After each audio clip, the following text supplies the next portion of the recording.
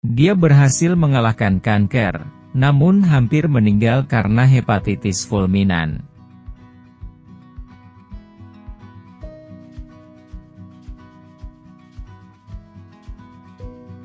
Halo semuanya, saya Dr. Liu Yuqi. Selamat datang kepada Dr. Huang Chuan Feng telah datang ke Care Online.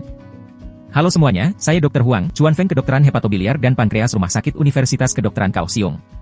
Bila penderita hepatitis B perlu menerima kemoterapi, bagaimana cara mengobati hepatitis B dia selama periode ini?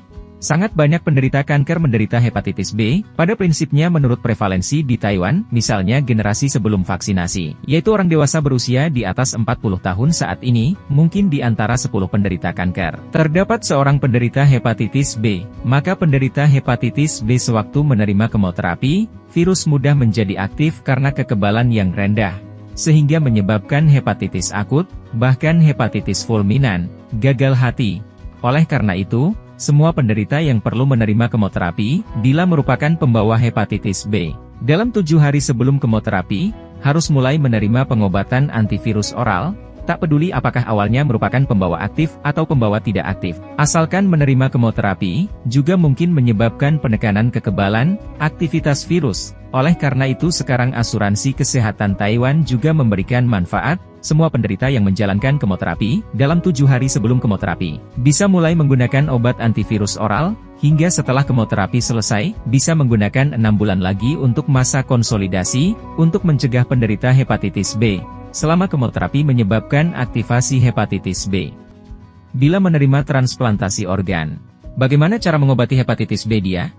Setelah menerima transplantasi organ, karena harus menggunakan obat anti penolakan dalam jangka waktu lama, mungkin karena kekebalan yang rendah, menyebabkan hepatitis B diaktifkan, bahkan menyebabkan hepatitis akut, yang berarti, transplantasi organ yang berhasil dengan tidak mudah, namun sayangnya pasien meninggal karena hepatitis fulminan, hepatitis akut, jadi transplantasi apapun selain kornea. Setiap pasien dengan hepatitis B yang menerima transplantasi organ padat, harus menerima pengobatan seumur hidup dengan obat antivirus.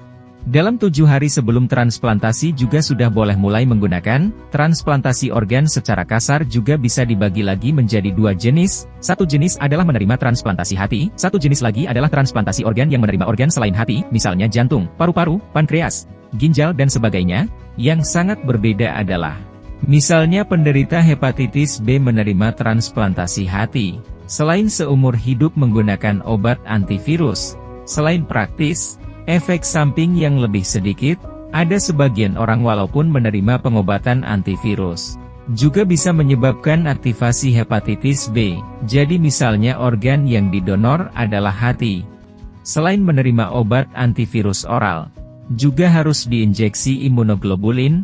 Resep setiap tim transplantasi hati tidak konsisten. Pada prinsipnya dalam setengah tahun hingga 1 tahun setelah transplantasi, sering diinjeksi imunoglobulin, membuat konsentrasi antibodi hepatitis B meningkat.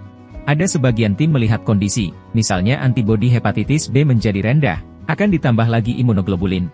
Di sinilah bagian yang berbeda antara transplantasi hati dan transplantasi organ lainnya.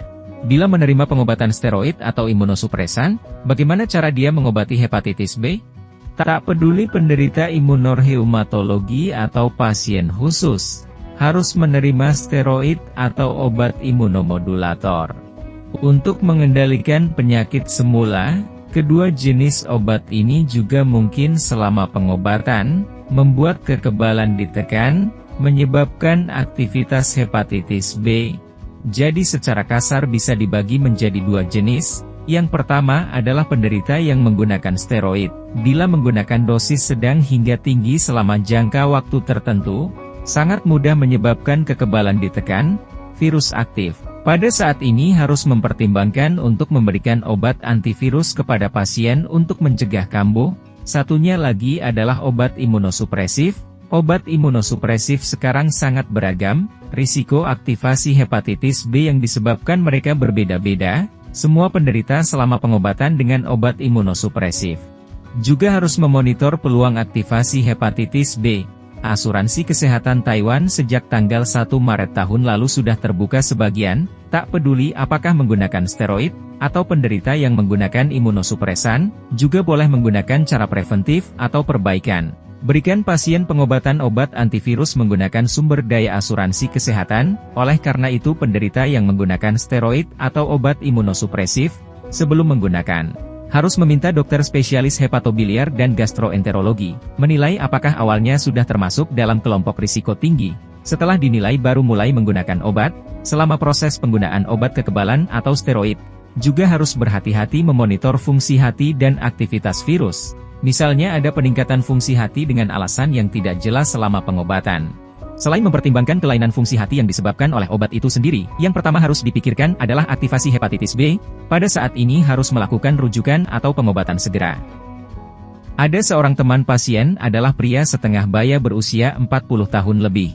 Selama karirnya terjadi limfoma, awalnya dia sangat frustasi, namun ada sebagian teman pasien memiliki respon yang baik terhadap kemoterapi untuk limfoma, setelah dia menerima pengobatan tetap dari dokter spesialis onkologi hematologi.